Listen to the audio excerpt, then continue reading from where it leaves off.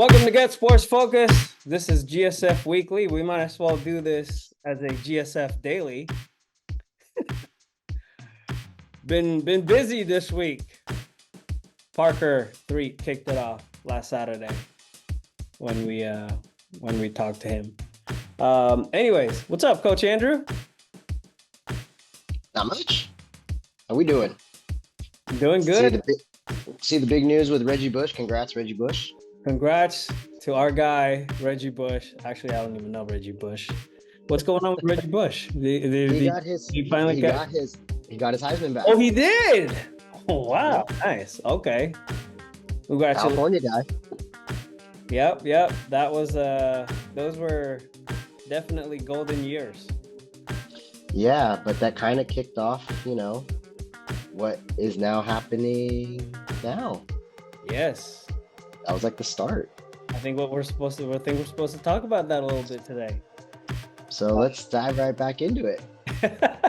What was cool is before we get into that, I do want to kind of intro this out. Last night during my son's soccer practice at Gunderson High School, I was able to sit down for almost 2 hours with our very own Coach Harrison, Jason Harrison, the head football coach at Gunderson High School. We got through a lot of stuff yesterday, and it was really good to have him tell his story about his upbringing, his youth and high school days as a football player, as an athlete here in the Bay Area, South Bay in particular. And I think you guys are gonna like this piece. So we're gonna roll that right now for you guys. Just make sure you could listen to it, or you can stare and look at Coach Harrison's very beautiful looking face. No, it turned out really well. So I was really happy with the conversation. And, like we always do this without notes, and kind of like we're kind of all over the place sometimes. But this was like pretty cool because I know Coach Harrison. I've gotten to know Coach Harrison. We've all gotten to know each other, and hearing his actual story for the first time was really like, it was great to finally fill in the blanks. And I think his players are going to enjoy the piece, the parents, and there's a lot of messages in that 1 hour and 13-minute talk. So shout out to Coach Harrison for sitting down and telling his story. Get Sports Focus is brought to you by Summit Partners, leaders in growth equity investing. Weightsandbars.com. Build your home gym and shop locally from the Bay Area's best fitness equipment experts. Ike's Love and Sandwiches. Championship level sandwiches every single time. South Bay Construction, a reputation built on trust. And by Fuel Good, fueling your success. Conveniently located in Santa Clara off Homestead Road. For more info, go to fuelgoodmealprep.com. Hey, GSF Weekly is on the move right here. We got Coach Harrison. We just did Parker last over the weekend. Now I got Coach Harrison right here. All right, Coach. We've been wanting to do this with you for a long time, and here we are. We're finally here. Yes, sir. We're in your gym. We're at Gunderson High School, San Jose, California. Tell me, we'll start with your background, Coach. Tell us about yourself and how you ended up here. Coach Jason Harrison, born and raised in San Jose. Came to Gunderson, had a really successful high school career, getting a scholarship to UCLA, played running back. Went to UCLA, tore my knee returning a kick. Kind of halted my playing career a little bit. Once I was done, played overseas in Europe, Helsinki, Finland, 2009. Really good experience. Came back, started training, and then I just took off from there. My first coaching job was actually at Pioneer in 2011, my little brother's senior year. And we actually made it to CCS championship game versus Los Gatos. Remember it like it was yesterday. We were beating them 14-7 at halftime. They came back to beat us 28-14. So, and then 3 years later, my last game at Pioneer, we played Sarah in the Open Division, and that was rough. And they beat us, 48-7. Took a couple years off. First year at Gunderson was in 2019, so I've been here ever since, and this will be my 4th year as the head coach. So when you were going to school here, what was it like? Like, how is it different now? So when I was in middle school, I went to John Muir Middle School. So when I was in middle school, Gunderson was one of the top schools in this, this area with, Oak Grove and Leland. So my 8th grade year, I go to the Gunderson Del Mar game, CCS championship game.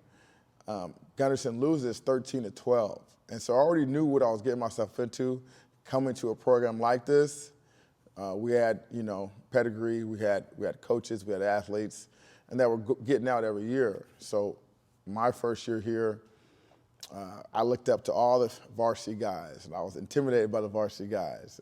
And then I watched them play. I think they lost to Oak Grove, they lost to Leland, to Richard Tillman, Pat Tillman's brother, rest in peace to Pat Tillman. The greats at Oak Grove, Andre Carter, Yep. Marcus Reese. You have Deshaun Crockett, and then one of my friends, Jamar Julian. They were really tough, really tough. And then my sophomore year, I moved up to varsity, and I played 3 years on varsity. But we had athletes all over all the sports. We were talented, and then just throughout the years, the talent dropped a little bit. Families moving out, cost of living is a little crazy out here. So they moved out to different places, and so what I'm trying to do is I'm trying to get the tradition back, get the love for sports back here at Gunderson, and I'm still taking steps in the right direction for sure. Well, I know one of the things that you've done in the last couple of years is get the guys involved in the off-season training. Like I said, you're a trainer, but you've also kind of formed your own 7-on-7 team with the boys. Was that something that you did back then, or what was 7-on-7 back when you were a player versus now? Yeah, it was just part of the summer regimen. We'd have 7-on tournaments here back in the grass, or we'd go to, Stanford, have 7-on-7. We'd go to San Jose State and do 7-on-7. We'll go out to Milpitas and do 7-on-7. And that's what it was. It was for the high school team, specifically for the high school. It wasn't for, like we do, like you do. You get, 7-on-7, designed 7-on-7 teams out there. And what I wanted to do is get Gunderson kids out there with me.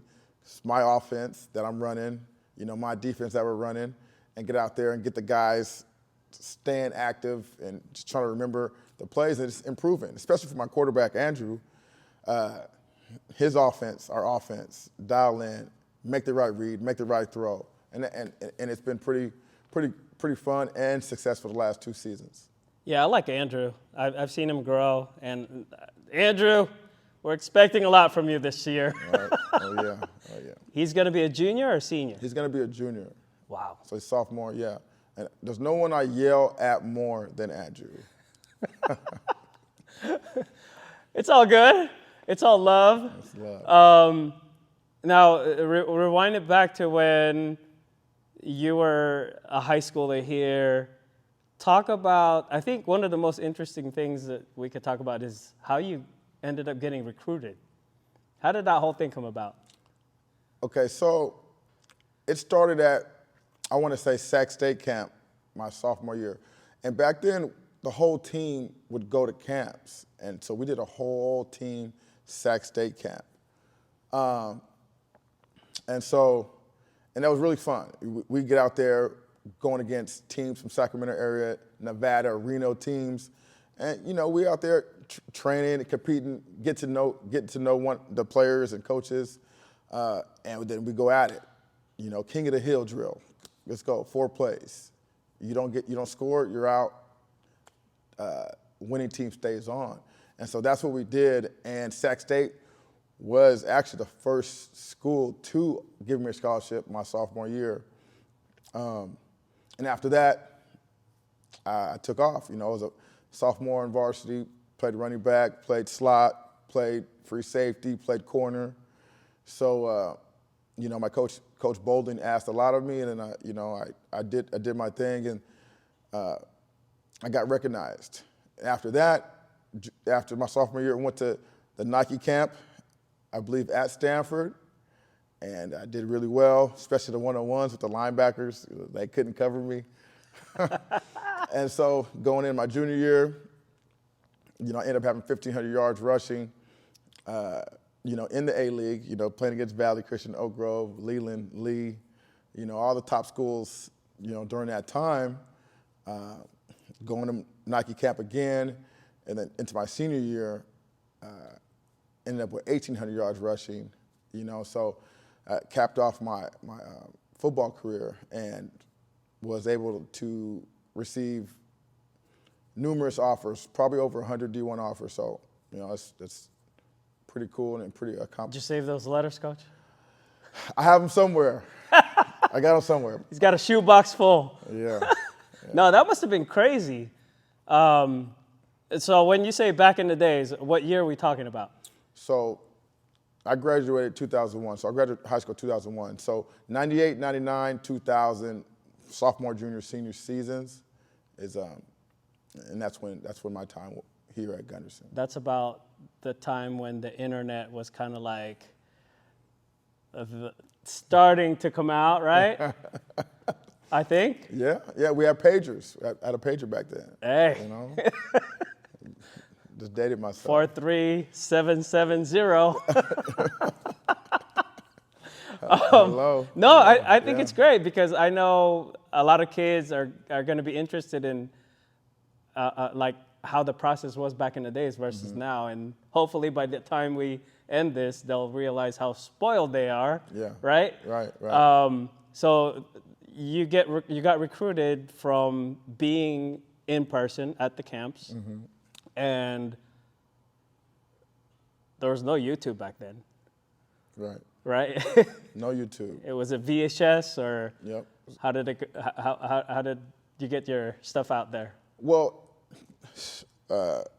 like I said, man, it was just VHS in person, ball out, and then at the camps, they had all our stats down, and they put that down in a database, so all the scouts can look at the database and check numbers out. And I'm pretty sure I was on a few lists, and they would check to see, oh, okay, he ran a 4.4. All right, we got to go circle his name. Let's make sure we catch a game. And so they would reach out to our coach. Hey, we're going to end up. Hey, let's meet up. I want to watch some film on Harrison, and then, tell us about him, and let's watch him play. So that's what it was. My senior year, every game there was at least 3 scouts there. So Nice. It was packed. The biggest game, I think it was the prospect game, and I had about 15 scouts there. And they come up to me before the game starts, like, Harrison, we watching you. And I'm like, oh, man. So there's a lot of pressure. I actually ended up having a big game. I scored 7 touchdowns, so that was a game, a great game for them to come to. Nice. Wow. So it's kind of like it's not that much different, except for the fact that nowadays they probably would have just requested a Hudl film or whatnot. But there's always something more special about being on location, watching your prospect, right? Right. You get full scope. You can see how they act on the sideline. You can see how they're acting with their teammates. You get the full vibe. I think on Hudl, you don't get to see all that, right? Nope. You don't see if they're pouting. You don't see if they're picking their teammates up. So you don't see that factor. You don't see that side of it. Nice. Well, so how did UCLA come about? So, I'm a mama's boy. My mom, she did a really good job with me. I didn't want to move out of state. One of my other choices, Ohio State. Coach Livingston, he was at my house once a week, eating dinner with us. It was hard. It was hard to turn that down. It was hard to turn Oregon down. It was hard to turn Texas down. It was hard to turn Tennessee down. But at the end of the day, I wanted to be where a place where my mom could come, drive down or fly to come watch me play. And so I ended up, choosing UCLA. Nice. A little bit of the college experience. What was the best thing about being a college football player at that time? Man, for me, right, when we go places, we'd always see somebody famous, right? We ran into Brian Cox, former NFL player, ran into Dennis Rodman, ran into Mike Tyson, Jaleel White, who was Steve Urkel. Mm-hmm. He actually went to UCLA also. So, just seeing cool people in the summertime, seeing all the NBA stars come and hoop at UCLA, that was pretty cool. Being able to hoop with the Silk the Shocker, in the summertime was pretty cool. Hanging out with those guys across the way, Reggie Bush, Matt Leinart, they're pretty cool too. Man, so when you were in college, obviously the big dream or the big goal is to get to the league. Right. How did you do in that area? Like, how was your actual on-field experience? So my freshman year. This is inspiring, man. By the way, I like this. This is awesome. All right, so college experience, on the field experience. Like, obviously you want to get to the league, but how did you do on that part? Freshman year, I redshirted, just worked on getting bigger, faster, stronger. My second year, I started to get into rotation, had to, earn my spot. I was one of the starting return guys freshman year with my fellow teammate Tab Perry from Milpitas, one of my really good friends today. Started off returning kicks. Then I had a package for me.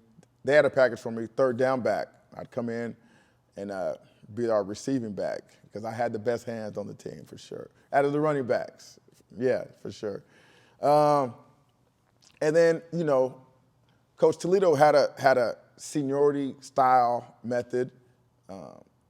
So if you were older, you would get the opportunity to play.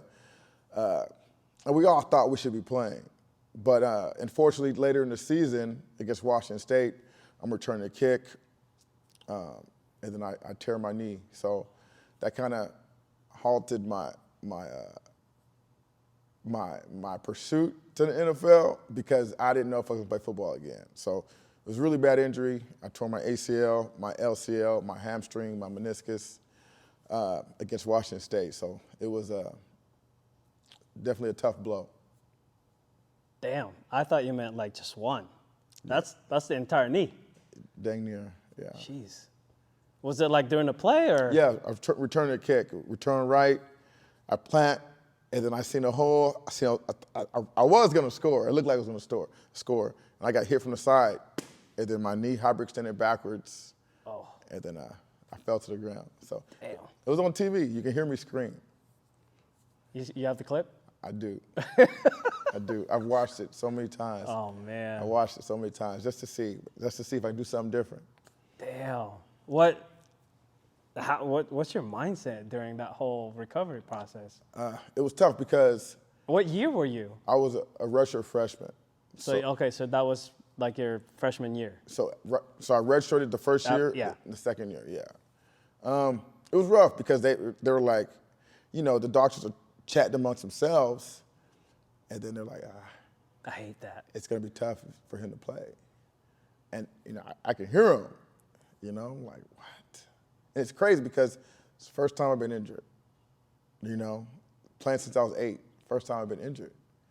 So that was tough. And then my trainer at UCLA, Debbie, love her to death, she brought me aside and she said, hey, do you want to train to get you back to walk normal? Do you want to train to get you back playing football again? I look at her like, no, I'm playing football again. So, and that was the mindset I went to it. She designed a plan, man, and we went to work. It was painful. It was painful. It was painful. And one of my friends that played soccer, Jill Oakes, really good soccer player, she had just torn her ACL and PCL. And so she's in the training room, and I see her, and we became like rehab buddies. And hers, it was rough seeing her because she was a little bit ahead of me, and she had to break her scar tissue down to get her range of motion, and they had to manually do it. And she screamed, and she screamed. And I'm looking at my trainer, I'm like, am I have to do that too? And they're like, yeah. Wow. Shoot. So it got so loud, it got so bad, they had to take her into another room so they can just do that rehab part. And it was just manually, so you can break the scar tissue down, because it was just, everything in here was tight. And so, yeah, it was a process. Wow. So how did you end up getting to the pros? The pros. So I didn't get to the pros. I worked out for a couple teams, right? So I was done. I finished, came back home, started working, and then 2008, I'm like, man, I still want to play. And so I trained, go back to UCLA 2009. And Khalil Bell was the senior running back. So I do the pro day with him and another running back, Chris Marquis. And, you know, we're all doing our thing. And a Bengal scout, and Tad Perry was playing for the Bengals at the time. And he's like, yo, meet my boy. And he loved me. He loved me. And the process was, do you have recent film? And I was like, no, I don't. He's like, man, I like the way you move, catch the ball, you didn't drop a pass, you ran good routes, and, you know, you don't have film. No. And so what I did, I reached out to a couple guys that were playing overseas in Finland, and I had an emergency get my passport, and I took off. Boom. And I go to Finland, I play over here in Finland. To try to get some film, but at that time, after it was too late. Like, it was too late. How many years? Like years off? So that was 2 years off. I was 2 years off. That's still. Yeah. No, recent. They want recent. Oh, they want recent. A couple months ago kind of film. Oh, okay. So it's unfortunate. Then I did work out for the UFL, Las Vegas Locomotives, and Amp Lee was a running backs coach for the Locomotives. He played in the NFL, running back. Same deal. It's like, Jay, we love you. Jay, I love you. But people at the top are like, recent film. And then I had film, sent it to him, and he goes, I like the way you run, but who are you playing against? And so I'm like, okay, I get that, but I'm blazing by, you know?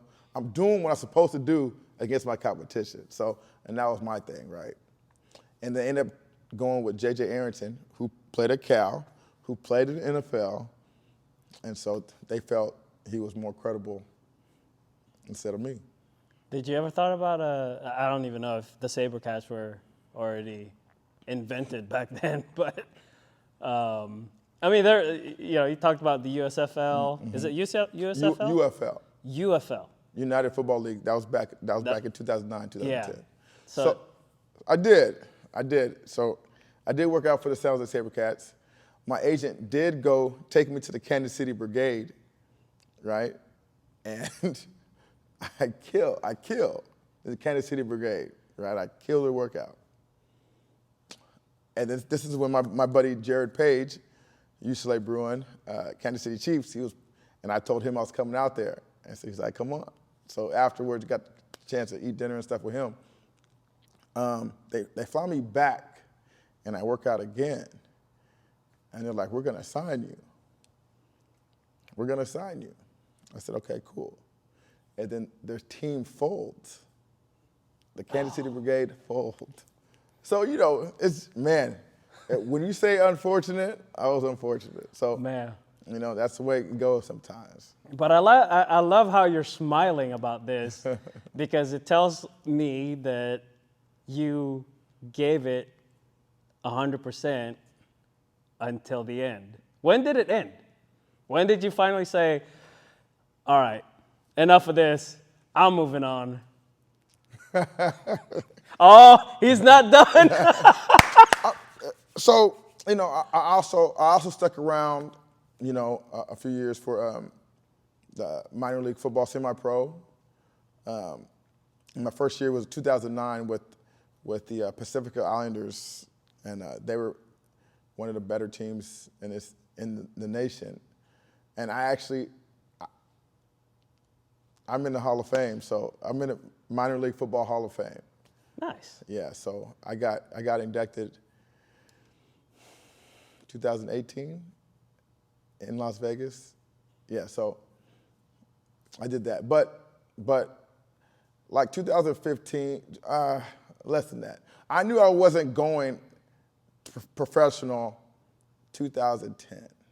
And I said, you know what, let me do this for fun. And so I played a little bit for fun, and I actually coached it, and I actually coached the national. So I won as a player, national champion, then I actually coached as a national champion for minor league football. So, which brings me to the next question: the coaching thing. How did that come about? This is pretty cool, by the way. This is like a good This is like your movie script right now, Coach. Well, I wanted to coach. I wanted to get into coaching. As my brother was, he was starting guard and starting middle linebacker for Pioneer, for Eric Perry at Pioneer. Mm-hmm. And talking with Coach Perry, he's like, hey, why don't you come on board and be my running backs DB coach? I said, of course, let's do it. And so that time my coaching career took off. And, you know, I fell in love with it. I still talk to those boys. I coached my first year, you know, and that's pretty cool. And that's the cool thing about coaching, you know, the impact you leave on the kids. And they hit me up, hey, Coach, how you doing? Let's go to lunch. Or when are you free? Let's get together. I think that's pretty cool. I think that's pretty dope. Nice. And the opportunity to come back home, how did that come about? So, man, there's some stuff I can't get it. So, when 2019, I was the OC, right, offensive coordinator. I knew after that year that was the head coach's last year. He said, "You better apply," and I really didn't want to be. You were the OC here. I was the OC here. Oh, okay. 2019. Gotcha. But I never wanted to be head coach. It's a lot. Head coach. So I didn't want to. But I knew people interviewing, they had their full staff. So I'm like, man, can I really get on staff with someone if someone else gets hired? And I didn't want to take that chance, so I threw my hat in. And I talked to the admin, like, hey, I haven't heard nothing back. What's going on? And so they came back and was like, oh, you know what? You're right. Come on. And so, you know, then I talked to them, and then eventually they gave it to me. But I don't think if I wouldn't have said anything to them, I don't even know if they would have gave it to me. But I'm like, yo, I haven't heard nothing back. What's up, guys? So I was assertive, and it ended up working out. Nice. Wow. Okay. that's a great story. So now you're a head coach here. What's your goal? Like, what was your goal when you took over the program, and what's your goal now, 4 years later? My goal was to bring tradition back at Gunderson. My goal was to see a change in athletes, from then to now, and just see overall success. I just, it was down. It was really down. And so my first year here, I'd open up the weight room. I'd have 2 to 3 guys. And when I was OC, I was like, man, this is not good enough. And then it showed. It showed when we played. And, just trying to build the mentality of I'm an athlete, I'm a football player, I'm a student athlete. Practicing matters, working hard matters. And so just getting that in the kids' head and them thinking about it. And it's been a process. Second year, 4 to 6 guys. Third year, 6 to 10 guys. Last year, 10 to 13, 14 guys. I already know which 13 does. And so now we have, 18 to 22. So it's not easy. It's Moving. It's moving. Yeah, it's moving. So Gunderson, what's your roster like here? What was last year's roster as far as the number of guys?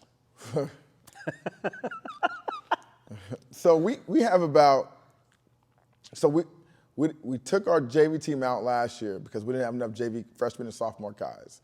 So we had about 28 total kids, between 28 and 32, when week 1. Right now, we have 22 kids in the weight room. Right now, there's kids playing baseball, there's kids running track, there's kids swimming. So that might be another 12 to 15 kids. So that's a pretty good jump.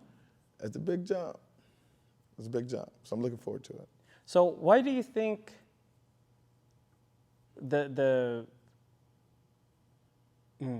how should I ask this?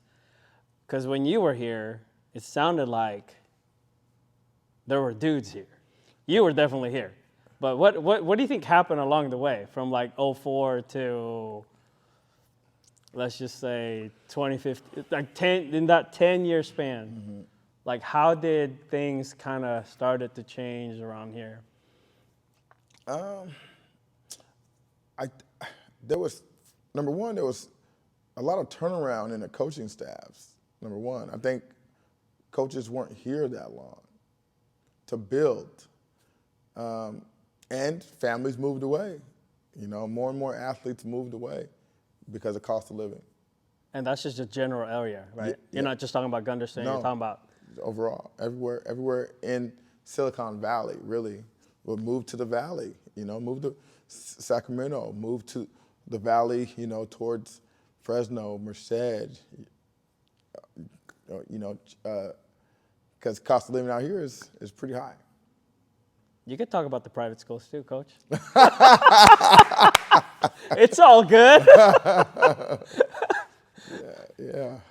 Oof. Yeah. So and then the private schools taking kids, doing what they do, and taking kids from, around the corner and, offering a spot at their school. So we're not going to mention any names, but no names. We are fully aware of how things have been conducted around this area.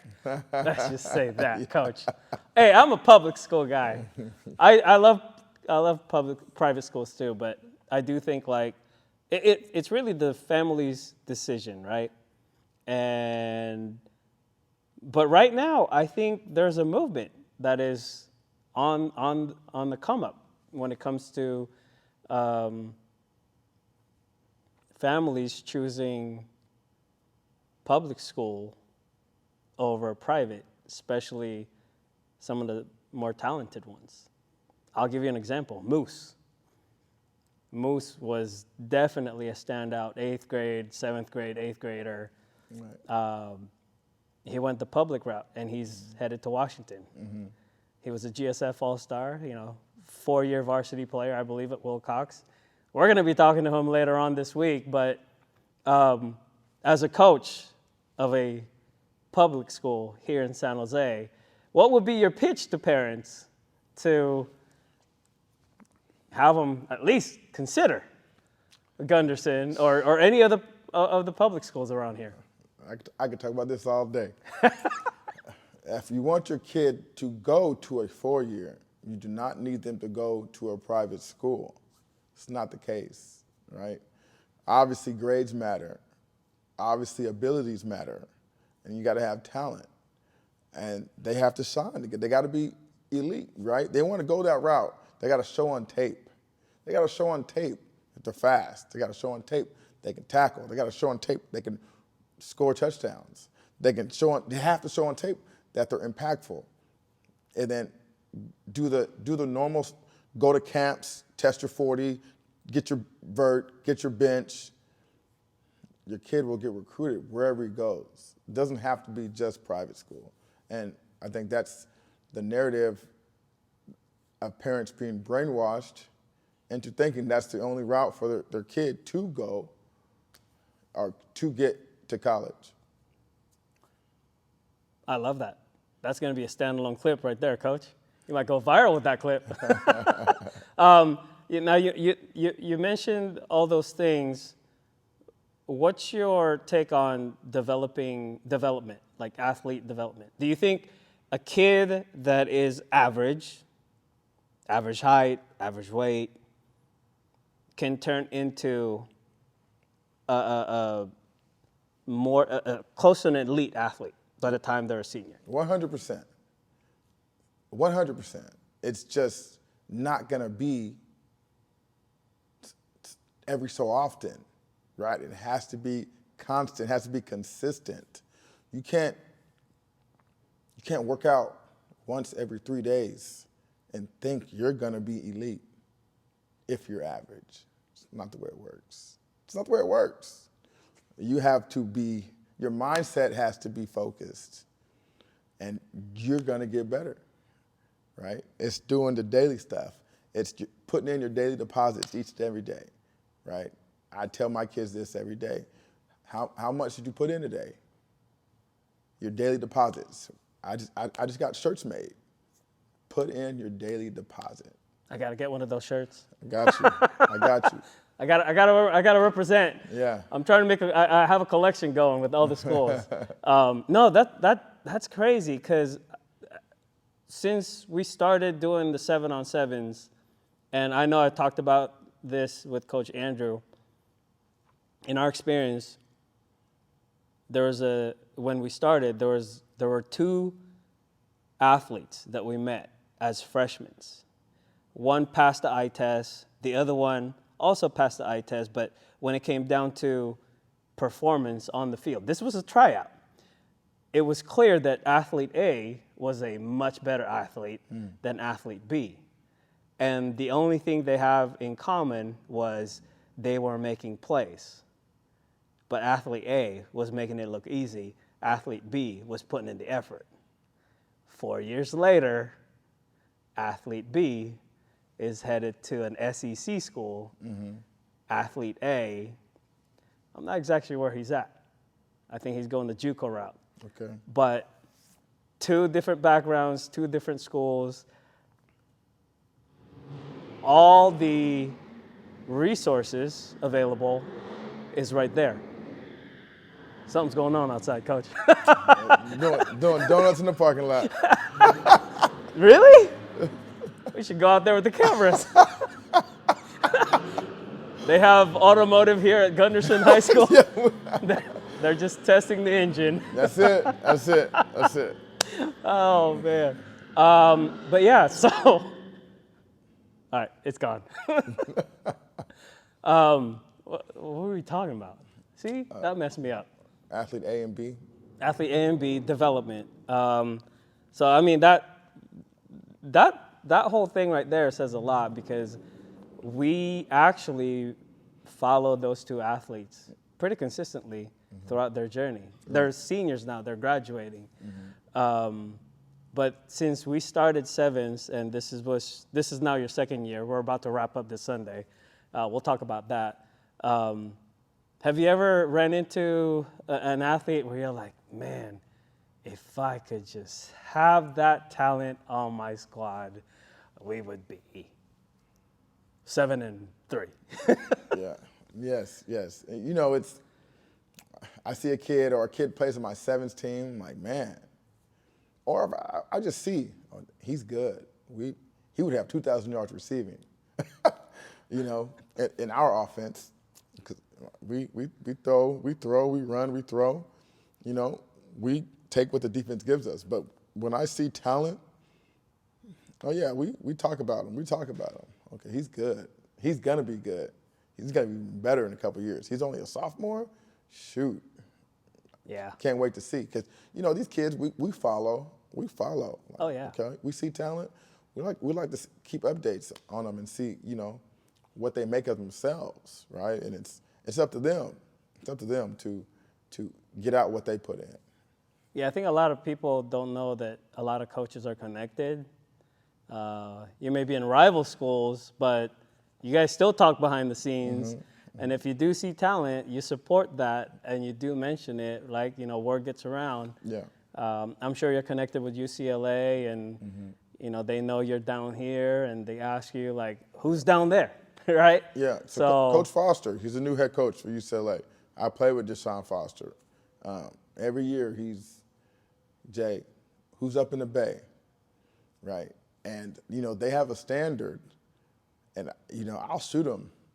Yeah, I remember, and I make fun of Deshaun because back in the day, Silas, I had the pleasure to work out with Silas a couple of times, and I'm throwing UCLA Cyrus. And, anyways, he ended up going to You talking about Cyrus? Yeah. BB? Yeah. Mikio? Oh, okay. Yeah. So, there's been other guys. There's a lot of guys. Every year I throw them names, and they do their own due diligence and research them. And at the end of the day, they'll go with who they want. But every year, Coach Foster asks me, Jay, who's up in the Bay? Like, I need dogs, and I'll see, and I'll tell them, right? And so every year, Nevada, Cal, they all hit me up and say, hey, who's in the Bay? And, I'll shoot them guys. Nice. Speaking of dogs, that's your team right there. The Dogs. We're going to remix that whole concept of jersey and color and all that thing next year, but you guys have a tournament coming up. First of all, talk about, your team. I know it's mostly Gunderson guys, but you do have other guys that are free agents. They go to other high schools. Yeah. What's been the most, talk about your experience coaching in these 7-on-7 tournaments. It's been really cool to see the connection, the bond that these guys make, who are pretty consistent on my 7-on-7 team. Obviously, there's guys that, hey, coach, can I play this week? And sure. Right? But, we got guys from Wilcox, got guys from Piedmont Hills, got guys from Valley Christian, got guys from Santa Teresa that's all played with me. And, when I see them, they follow me on IG, I follow them back. It's cool that we stay connected and great kids, great athletes. I think it's pretty cool, hey, coach, can I play this week? Because we have our sevens tournament on Sunday, And then, hey, coach, can Jaden Lewis, Jeremiah's brother, can he play with us? And so, you know, I know the family pretty well. I said, of course, Jaden can play. You know, so that's cool to see. That's cool to see. It's that kids want to, you know, play for my 7-on-7 team. I always tell kids, like, this is a rare opportunity to play against some elite athletes. Because the last 2 tournaments we've had, there's been some guys there. And this one, the last one, I think this is going to be a really intense one, especially if you guys get to the Final Four, which, you know, hey, you guys are ranked now. You're in the top 20, coach. And, you know, the roster improvement, the roster moves you made, you know, I mean, that has a lot to do with it. But I know one of the guys that I talked about briefly when I talked to Coach Andrew a couple of days ago was AJ, a.k.a. Megatron. He's got a lot of potential. And talk about him. Let's single him out real quick, because I know you've evaluated him. He's played for you for a couple of tournaments. What do you think? He's a baller. He's a sophomore. He's a baller. You know, he's a guy, drop back and throw the ball and watch him work, right? You know? Back in the day, we call that moss him up. Now it's head top. Back in my time, moss him up. Fade ball. Randy Moss, you know, because Randy was, the guy. So, AJ, phenomenal athlete, man. He's fast, he's long, he's rangy. You know, he can run routes, and then his hands are pretty impressive. So I'm looking forward to playing with AJ. You know, having AJ on our team this weekend. Man, there's gonna be some really good competition there. Yeah. I think No Zone's coming up. Okay. They got some dudes. Yeah. You know, FOA from North Salinas. You know what the great thing about this tournament is? There's going to be at least eight high schools represented, with the majority of the players in those teams playing together are from their own high schools. That's pretty cool. We got Alameda, North Salinas, you guys, College Park. Activated are mostly Sarah guys, I think. They're 15U. And then you have No Zone. I think they all go to the same high school as well. But yeah, it's going to be intense, man. Have you read the modification of the rules and what's in there? Okay, I got to review that. I don't know what's in there. What'd you change? So Final Four is going to be not the semis. Well, the semis are going to be intense because whoever's in the semis are going to play for the first and the third place. So somebody's going to be crowned champion. But then the third place will play the champion of the tournament for the champion of champions and a $700 cash prize, coach. Oh. Yeah. Okay, so the semifinals, right? We got team 1 and 2, team 3 and 4. The loser of that game plays for third place. Yep. And then they play the champion of the championship game. Yep. I'm sorry to whoever's going to be number 2. Yeah. The first loser. So it's going to be intense. So we're projecting, the Final Four is going to be pretty intense because now, I mean, you don't just have shirts and plaques on the line. You got a $700 leaf refund going on there. So it should be fun. But no, it's been fun having you guys on the circuit. Obviously, we do our 7-on-7 tournaments to cater to. I mean, we're catering to the local teams. We're San Jose. All our tournaments are at Elk Grove, which is down the street from here. So we really appreciate the support from Gunderson and Elk Grove. We've done some work together for the last couple of years. Coach Harrison over here is a two-time GSF All-Star champion. GSF 5-star coach, head coach. We're going to wrap this up with your experience so far being part of the All-Star process. You were recommended by Coach Romero. And I was like, are you talking about Coach Harrison, Jason Harrison, UCLA, like Mr. San Jose back in the days? And he was like, yeah. I was like, oh, okay. And no, it's been great. I love having you be part of it. I think you're like the perfect coach to be part of this whole experience. And I know we kind of changed it from All-Star game to All-Star experience because our goal from the get-go was to give the All-Star experience. Right. It wasn't perfect the first year. It wasn't perfect the second year, but I think this third year is going to be pretty special. Talk about just being part of it. Maybe go off on some of the practices that we had on this field, and just the whole overall experience. It's been fun, man. When you get athletes, like really good athletes on a team, and you get a chance to coach them, it's one of those things where you really got to sit back and take it all in. It's pretty cool to see a bunch of different guys from different schools, the best of the schools getting together and then just vibing. So that's been real fun this last two years. And actually, installing the offense, installing defense, and go out there having fun and actually being able to win the game. So that's pretty cool. This past year, I made a emphasis on putting in some trick plays, to make it fun for the kids.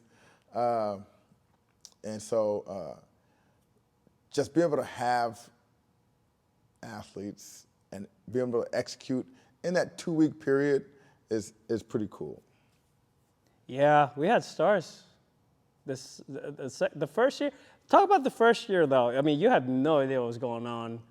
None of us did, really. Yeah. We were like, okay, so this is what we're gonna do, and I don't know if not everything went the way we wanted it to go. Mm-hmm. There were so many things that was kind of slashed off the list. We had budget issues, we had staff issues.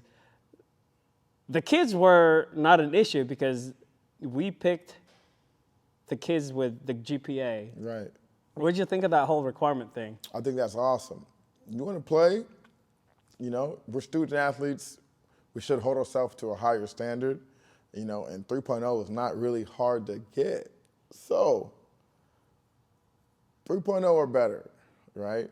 And I think it should be the standard moving forward. Like that shouldn't change, Alf. That shouldn't change. 3.0, because we are students first. So I think that's really important. And then the second part, right, the nomination aspect, parent, coach, admin, AD, whatever it may be, I think that shows that you're capable of playing and being part of this whole process from a peer or a parent or whoever it may be. So I think it's pretty cool. And then the athletes, right, I think last year, and it's not about going D1, right? It's being a great kid, being a great student, being a great athlete, and it's getting the kids out there having fun. Yeah.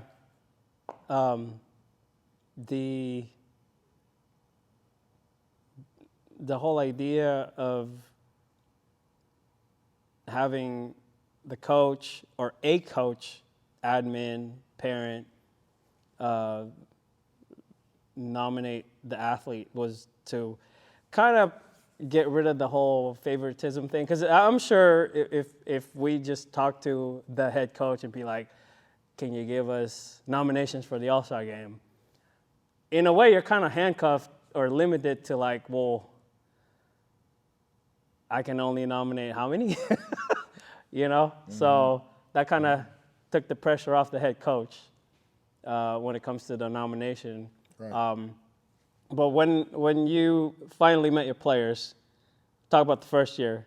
I know you had 3 guys from Gunderson. You had Edgar. Is it Edgar? Edgar, Anthony. Yes, those 3 guys. But when you finally met the players, how were you able to kind of like evaluate every single one? You know, Because, everybody wants to play offense. everybody, coach, give me the ball, coach. When you're a lineman, I'm like, you know what? It's not gonna work. Did you get the ball during the season? No. You're not getting the ball in the All-Star game. So, that's fun. Evaluating is really tough because we got to think about who's gonna play offense and who's gonna play defense. Well, he can do both. We're gonna have those kids that can do both. But I let the defense get their guys. Defense. And then at the end of the day, the other guys are athletes as well. Come on, come play offense. So you have a good defense in the All-Star game, we're gonna be good. We're gonna be good. And we're gonna find opportunities to score and put up points on offense. Ferrari Miller. That's the reaction right there. I thought he was like the perfect guy to be part of this game, especially afterwards when the game was all said and done. He's got the grades. He was a baller. Came from a great program of Kleiman's. He didn't get a lot of recruiting because for some reason, I don't know why. I mean, we're still trying to figure out why. Yeah. He's up in the city now. Yeah. City College of San Francisco. Yeah. But what was your impression of him when you first met him and you found out he was part of your team? He gentle voice. Didn't say much, just, Coach, I got it. And he put the work in. Like, Coach, I'll do it. Whatever you need, Coach, I'll do it. And that's who he was. And his situation at McClymonds, right, it was a two-headed monster with him and the other running back who's playing at Cal now, right? So he was fortunate to have a dynamic duo, but at the same time, he didn't get the looks that he deserved. And I talked to him a couple months ago, and he told me a situation at San Francisco City, and I nailed it in him, get in the weight room. He said, yeah, Coach, I'm in the weight room. That's the one thing they can't take away anything from you is get it big, strong, fast. He's already fast. Big, strong, keep your mobility. He said, yeah, Coach, I'm on it. So I'm looking forward to seeing him develop and ball out the next couple years. That was a special group. That first group was a special group, but he was definitely like the guy. Yeah. Fast forward to this past December, we had multiples of the guys. And when you saw the roster, we were constantly adding guys in. Yeah. What did you notice with the caliber of players that was getting on there? We've seen a lot more guys that are going Division I this year, whether it be San Diego State, San Jose State, Tennessee,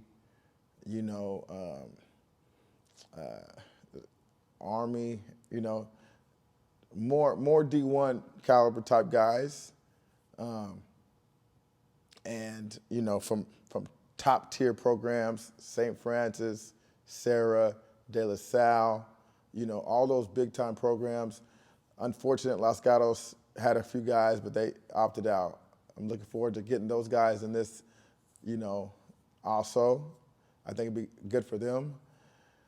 It was an awesome experience this year. Seeing hard hitting, we had Bellarmine. Loved seeing Parker out there ball. One of my favorite guys, Jaden Green. It's a funny character. He's a character, but he's a great athlete. I'm happy he's going to Lehigh. Lehigh, yes. So that's exciting. exciting. He just became the fastest Cerro Padre in history. He beat Sione Laulela over the weekend. Like he took third, I believe, in CCS. I saw that. So we had challenges. Rain. Yeah, the rain slowed the game down, but that's football. We got to make adjustments, and we held through. We held through.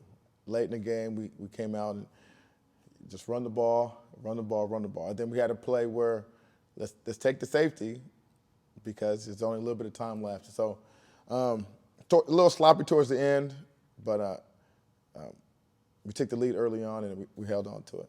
Now, you never really had a full squad throughout the entire thing because we had finals going on. Mm-hmm. The weather was ugly, and it was just difficult because we had guys coming from all over. Right. And your team, that was your team. Yeah. You had guys from Richmond, guys from Napa, Stockton, San Francisco. Mm-hmm.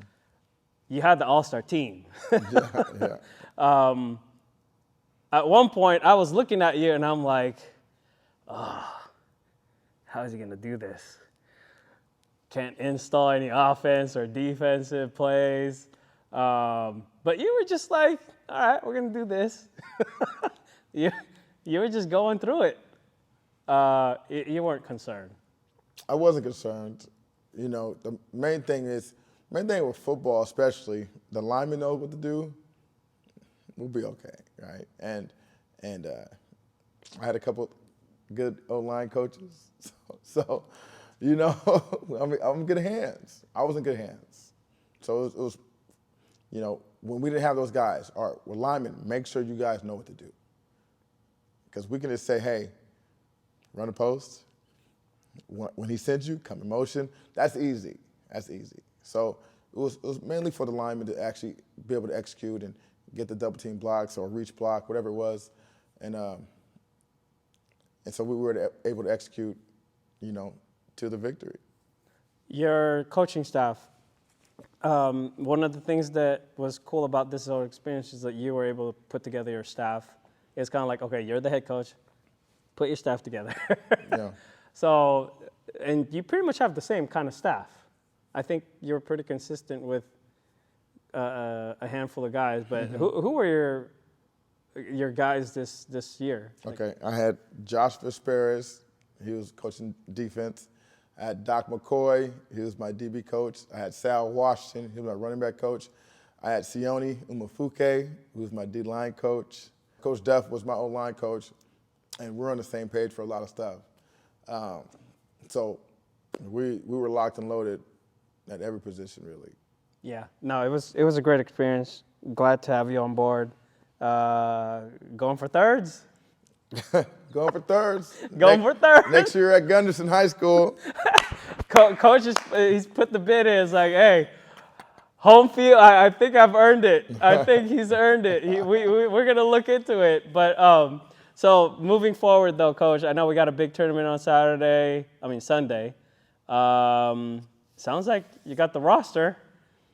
I mean, you only need 13 ballers. Yeah, I got about 16. You got 16. Nice. Coaching. How are you with coaching? And now that you got a taste of the sevens now, full season, head coach football here at Gunderson, how has your love for the game changed in the last few years? The love for the game is, I love this game. I love this game. So it really hasn't changed, but I think the impact that I want to keep on building on is getting higher. Right? I love doing this for the kids. I love seeing kids grow. I love seeing kids reach their goals, you know. So for me, it's about the kids. So I take pride in building relationships with these kids. It's important to me. Now, we hear that all the time. A lot of coaches talk about that. They say it's all about the kids. But I can tell you guys right now, with Coach Harrison, it really is all about the kids. We wouldn't be working together if I didn't think you were one of those individuals. Because I know with us, with the GetSportsFocus, especially the All-Star group, all the coaches that we qualified and ended up working with definitely do care about the kids, from you to Coach Cordero, Coach Andrew, Coach Sione, Coach Duff. I mean, these guys are very passionate about the game, very passionate about helping the younger generation be the best they can be through this experience of playing football. If you were to go back and talk to your high school freshman self, what would be your advice?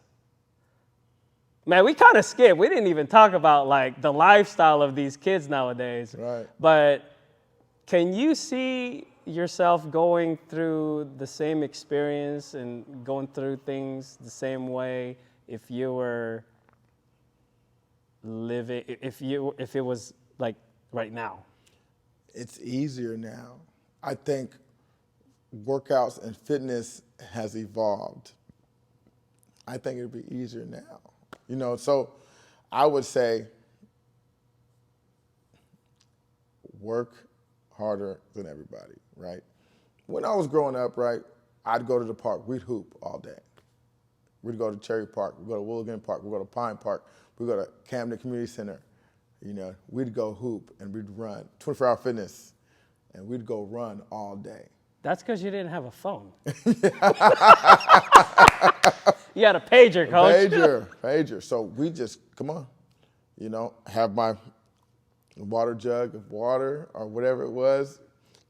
Sometimes it was a jug of Kool-Aid from my Gatorade, right? I'd take it with me, and we'd hoop all day. We'd hoop all day, man. So I just work hard, and bust your butt, just like I did, man. It's just, what's my goal? How am I going to reach it? And then I just apply it. So try to stay off social media. Tell myself, please stay off social media. The necessary stuff, right? Posting my highlights, you know, sending it to the scouts. Yeah, so that's about it.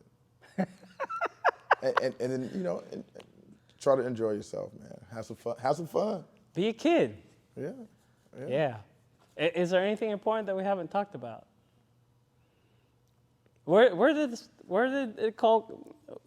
all the self-motivation came from, Coach? Like, it sounded like you were like a self-starter, motivated, but who was behind you or who was under you, pushing you or keeping you focused? Well, I was a modest, really, really modest kid. I wasn't, you know, self-centered. I wasn't cocky. It was my older brother. He was 2 years older than me. He was like, you need to be more confident.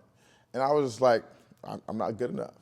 He's like, you one of the best running backs I've ever seen. I can be better. So he was just trying to get me to open up a little bit and just be a little bit more confident about my ability, when I'm like, no, I could be better. So my brother and obviously my mom for putting me into sports. But at a young age, I figured it out at a young age, you know, football, basketball, I want to play. So there was no, you know, and growing up, I'm an MJ fan. He's the GOAT, right? And watching him and watching the documentaries, watching those basketball stories on Michael and how he worked out. And I said, you know what? He's my favorite player, so I'm going to follow his footsteps. And so, you know, just the grind of being great and trying to be great, I think that's what pushed me. Nice. So who would you like to thank, Coach? We'll wrap it up with this. Wow, we got an hour and 16 minutes. I said it was going to be 30 minutes long, but man, this is awesome, though. I think this would be a great piece. This is the part where you get to say thank you to some of the people that have made an impact in your life. Absolutely. My mom, of course, you know, she raised 4 kids on her own. So my mom, give her most of the credit. And then, all my coaches who inspired me, for my Willow Glen and Coyote Creek days, being those fatherly role model figures. My Uncle Ramsey, appreciate you. My coaches that put me in the game, told me that I'm one of the team captains, told me I'm a leader, told me expectations, and I went out and delivered them.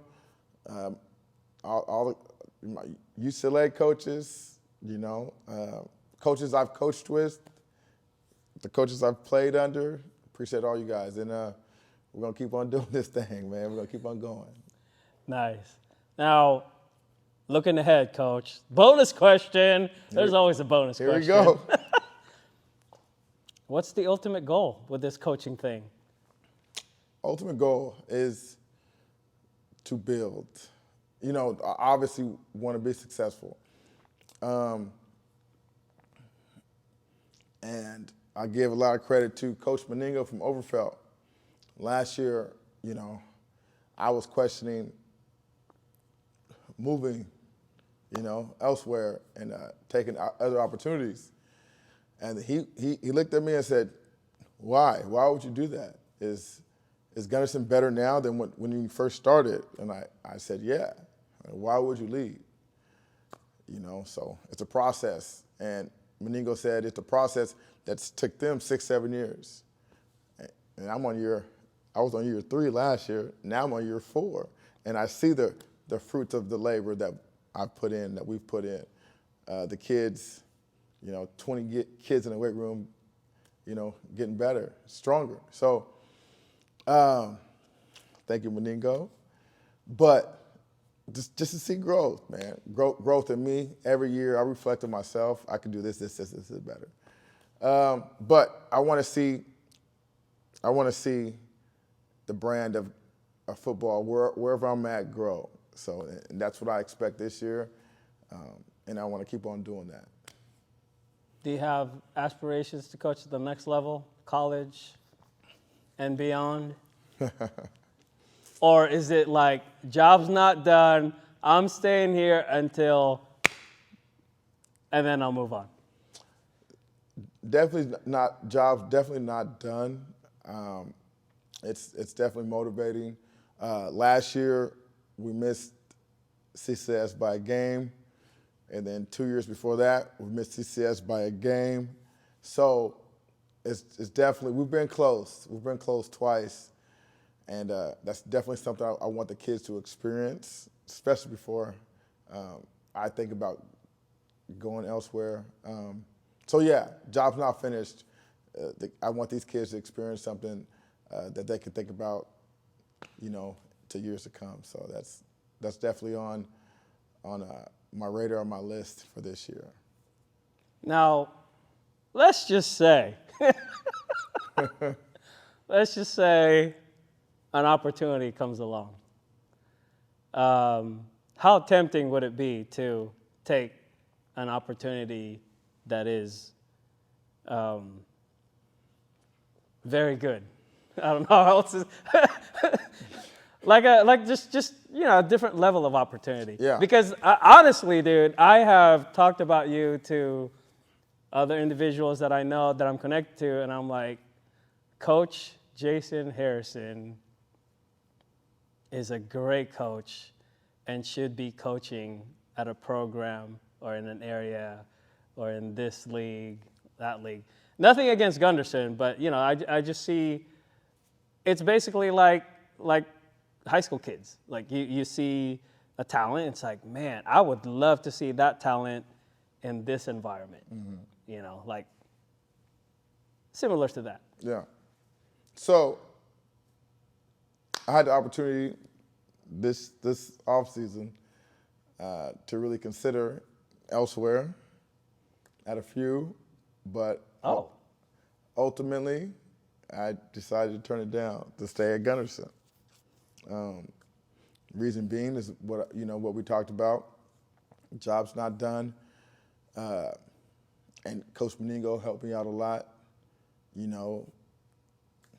It's better than when you started, and it takes time to build something great, and why would you leave when you try to build something great? So it was tough decision because it's some pretty good places, but at the end of the day, like I said, do I do it for me or do it for the kids? So I know the kids here really care for me. They love me, and so I definitely want to see something special come out of me being here. There you go. Parents, if you're listening, Gunderson High School is a great place to be, especially if you're a football player, because you're going to get Coach Harrison and you're going to get somebody who actually cares. And that should be enough for you to make a decision. How's that for a marketing tag, you know? There you go. No, man, I appreciate you doing this. It was long overdue. Can't believe we didn't do this earlier, but I think we did a Zoom before the first All-Star game, Yeah. and I think I have it somewhere, but I'm like, no, we can't use that. We got to do this in person, live, and here we are. We finally did it. I appreciate your time, Coach. Looking forward to working with you some more. And Absolutely. hey, I'm all in.